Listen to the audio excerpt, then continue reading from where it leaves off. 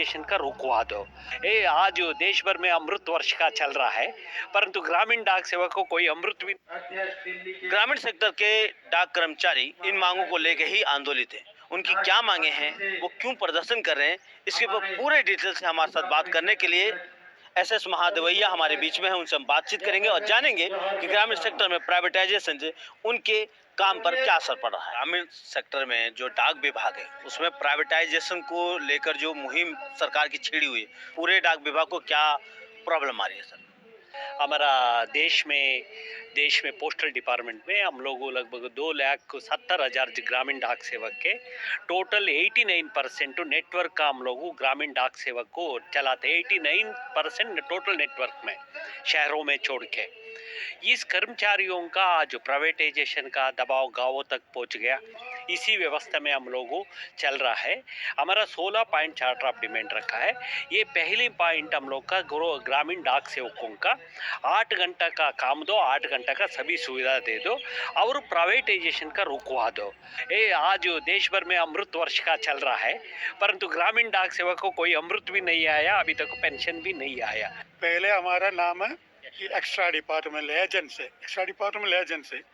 We are working around 1,39 post office and around 90% of post office work is doing by GDSA. Our salary is three scale is there: 10,000, 10,000, 12,000, 14,500. I am already completed 42 years of service. My salary is below by 20,000 रुपया है। 42 years of service. We are not getting proper increment.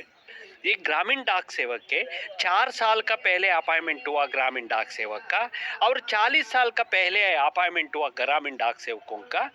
वेतन में कोई बदलाव नहीं, senior junior के एक ही समान वेतन मिल रहा है। इतना साल 40 साल का सर्विस हो गया, आज भी हमारा तनख्वाह 15, 16, 17 हजार से ज्यादा नहीं। ये बड़ा दिलचस्प बात है साथियों, सॉरी मैं आपको बीच में काटा हूँ, बहुत दिलचस्प बात है। आमतौर से लोग सोचते हैं आज सरकारी दफ्तर में काम करते हैं तो उनकी लाखों में सैलरी होगी। उनको 14-15 हज़ार रुपये जो दिल्ली का मिनिमम वेज है, जो आम एक अनपढ़ आदमी भी जाएगा उसको 14-15 हज़ार मिलता है, वो 40 साल बाद उसको 14-15 हज़ार मिल रहा है। तो ये सोचने वाली बात। पोस्ट ऑफिस रूरल एरिया गाँव के अंदर छोटा छोटा पोस्ट ऑफिस है। पोस्ट ऑफिस का रेंट हमारा पॉकेट में, पोस्ट ऑफिस का इलेक्ट्रिसिटी का चार्ज हमारा पॉकेट में। अच्छा, वो आपको पे करना है? हाँ, वो सब आपको पे करना है। हाँ। क्योंकि डाकघर हमारे घरों में होता है, डाकघर हमारा है, 250 देता है, 10 बाई 10 कमरा रहना है, सरकार का कोई पैसा खर्चा नहीं, परंतु ऑफिसर्स लोग मजा उड़ा रहा है करोड़ रुपए, फिर बोलेगा पोस्टल डिपार्टमेंट लॉस है। ये को हमारा वित्त मंत्रालय से हमारा काम से 9,000 करोड़ रुपए प्रॉफिट आता है। हमारा साल में पूरा कर्मचारी का एक्सपेंडिचर कितना 2,000 करोड़ नहीं होता। ऑफिसर्स का ऊपर से डीजी से नीचे उनको सारे ऑफिसर्स का ये खर्चा किया हो तो भी 4,000 नहीं होता। ये फिर भी लाश बोलते हैं, ये कौन सी लाश होता मालूम नहीं। सर एक सवाल और, जो अभी जो ग्रामीण डाक में बहुत सारे वैकेंसी जैसे आपने कहा रिटायरमेंट होते हैं, वो वैकेंसियाँ क्या भरी गई हैं क्या?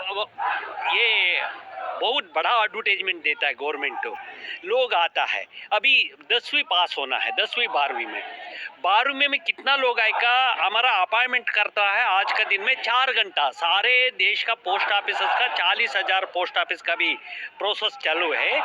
4 घंटा के लिए अपॉइंटमेंट का नोटिफिकेशन करता है, 4 घंटा, 8 घंटा नहीं। सेंट्रल गवर्नमेंट एम्प्लॉय समझ के पूरा लोग डालेगा, कितना परसेंट, 100%, 102% लोग का आ जाता, 100 का 100% लोग आके अपॉइंटमेंट होता है। ये पोस्टल डिपार्टमेंट में आने के बाद ये 4 घंटा है, तनख्वाह 10,000 12,000 पता होने के बाद इवन 10% भी बढ़ेगा नहीं, कोई जरूरत है इतना बारी 90% लोगों छोड़ के निकल जाता है।